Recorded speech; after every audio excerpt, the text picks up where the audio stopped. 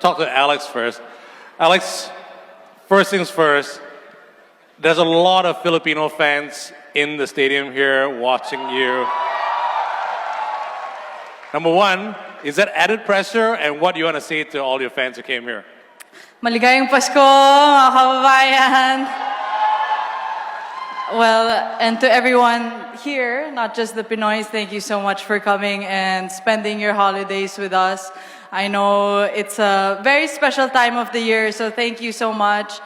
I really had a good time sharing the court with Mira, of course, and all of you. So this experience was just so great for me. Thank you. Kagulat World. Muling yanig ni Alexandra Ala ang mundo ng tennis matapos niyang makipagsabayan sa world number 9 na si Mira Andreeva sa prestihiyosong MGM Macau Masters.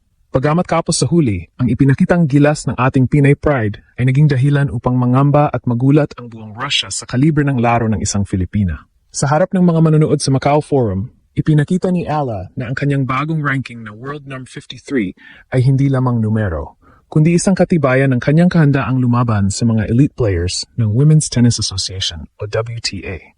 Sa bawat set ng kanilang paghaharap, nagawang makuha ni Alex ang abante na 2-1, isang bagay na bihirang magawa ng mga manlalaro na nasa labas ng top tier laban sa isang gaya ni Andreeva na itinuturing na prodigy sa Russia. Ang labanang ito ay hindi lamang isang exhibition match, kundi isang patunay ng Pinay power sa gitna ng Macau. Sa kabila ng pagkatalo sa score na 4-6 at 2-6, ang determinasyon ni Ala na huwag sumuko sa bawat rally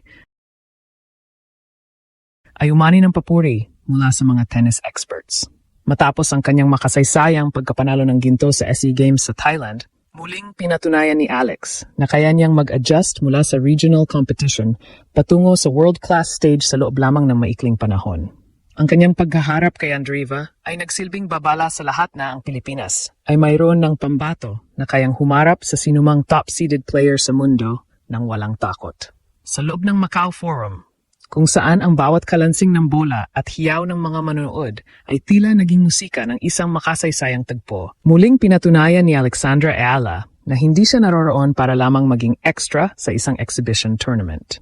Ang MGM Macau Masters ay naging saksi sa isang labanan na marami ang nag-akalang magiging madali para sa world number 9 na si Mira Andreeva. Sino nga naman ang mag-aakala na ang isang manlalarong nasa labas ng top 50 ay magagawang pagpawisan ng husto ang isa sa pinakamahuhusay na tennis prodigies ng Russia. Ang unang set pa lamang ay naging malinaw na mensahe na si Alex Ala ay nasa Macau upang makipagbakbakan at ipakita ang bunga ng kanyang matinding disiplina at karanasan sa world stage. Nagsimula ang laro na puno ng kaba para sa panig ng Pilipinas, ngunit agad itong pinalitan ng paghanga ng makuha ni Ala ang 2-1 na abante sa unang bahagi ng laban. Sa bawat baseline rally na kanilang pinaglalabanan, makikita ang kakaibang intensity sa mga mata ni Alex. Hindi niya inalintana ang katotohanang ang kanyang kaharap ay isang top 10 player sa buong mundo. Sa katunayan, ang mga heavy ground strokes ni Ala ay tila naging sagabal sa laro ni Andreeva, nakilala sa kanyang pagiging defensive wall. Ginulat ni Alex ang mga Russian coaches na naroon dahil sa kanyang bilis at tamang timing sa pag-atake. Ang 2-1 lead na ito ay hindi tsamba. Ito ay resulta ng matalinong pagbabasa sa laro ng kalaban na tila hindi handa sa agresibong estilo ng ating pambato. Habang tumatagal ang unang set, mas lalong uminit ang bakbakan nang maitabla ni Ala ang score sa 3-all. Dito na nagsimulang mangamba ang kampo ni Andreeva. Makikita sa mukha ng Russian star ang pagkagulat sa tuwing nagagawa ni Alex na ibalik ang kanyang mga deep serves at magpakawala ng mga winners sa mga sulok ng court. Ang kakayahan ni Ala na makipagsabayan sa power at speed ng isang elite player ay nagpapatunay na ang kanyang antas ng paglalaro ay mabilis na lumalapit sa world-class elite level. Kahit pa nakakuha ng abante si Andreeva sa 5-3, hindi basta sumuko si Alex. Nagawa pa niyang pahabain ang set at ipakita ang kanyang mental toughness, isang katangiang hinubog ng kanyang mga karanasan sa Europe.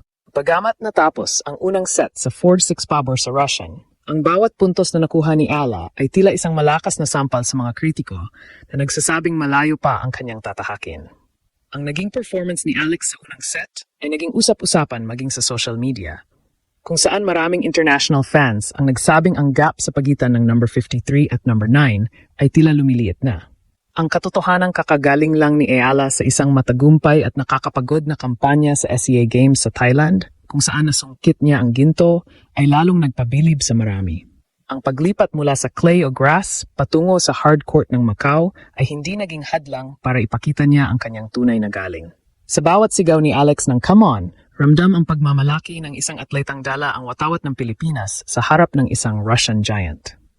Ito ang simula ng isang gabi na hindi malilimutan ng Macau, kung saan ang Pinay Power ay muling kumislap sa gitna ng matinding hamon. Pagpasok ng ikalawang set, marami ang nag-aabang kung maubusan na ba ng lakas si Alexandra Ayala matapos ang dikit na labanan sa unang bahagi. Ngunit muling ginulat ng ating Pinay Pride ang mga manood nang makuha niya ang momentum sa simula.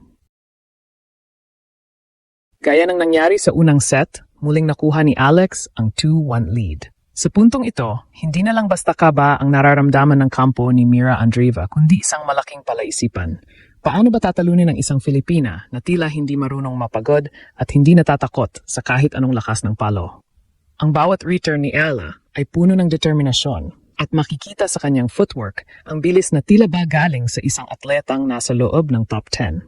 Ang mga manonood sa Macau Forum ay napapatayo sa bawat puntos na nakukuha ni Ella dahil bihira silang makakita ng isang manlalaro na kayang kontrolin ang tempo laban sa isang world number 9. Gayunpaman, dito na ipinakita ni Mira Andreeva kung bakit siya ay tinuturing na isa sa mga pinakamahusay sa mundo sa edad na 18 taon lamang.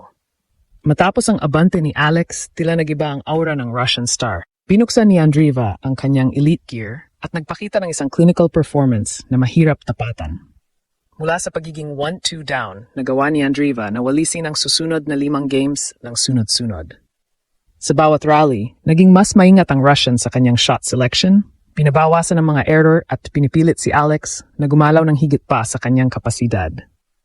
Ang depensa ni Andreeva ay naging tila isang pader na hindi matibag-tibag na nagresulta sa ilang unforced errors mula sa panig ni Ala na sinusubukang tapusin ang mga puntos ng mas maaga. Sa ilalim ng pamumuno ni Team Lina, kung saan kabilang si Alex, makikita ang pagsuporta ng mga tennis legends sa ating pambato. Sa kabilang banda naman ay ang Team Conchita Martinez na kinabibilangan ni Andreeva. Ang labanang ito ay hindi lang personal na tagumpay, kundi labanan din ng mga taktika mula sa mga batikang coaches sa mundo ng tennis. Napansin ng mga eksperto na kahit natalo si Alex sa ikalawang set sa score na 2-6, ang kanyang kakayahang makipagpalitan ng backhand-to-backhand rallies kay Andreeva ay isang malaking achievement. Ipinakita nito na sa aspeto ng lakas at pilis, hindi nagkakalayo ang dalawa. Ang naging lamang-lamang ni Andreeva ay ang kanyang karanasan sa paglalaro sa mga pressure-packed situations sa mga Grand Slam tournaments, isang bagay na unti-unti na ring nararanasan ni Alex. Sa pagtatapos ng laban, bagamat nabigo si Ala na makuha ang panalo, ang kanyang ipinakitang puso sa loob ng court ay nag-iwan ng malalim na marka sa Macau. Hindi ito isang ordinaryong pagkatalo, ito ay isang valuable lesson at isang babala sa buong WTA circuit.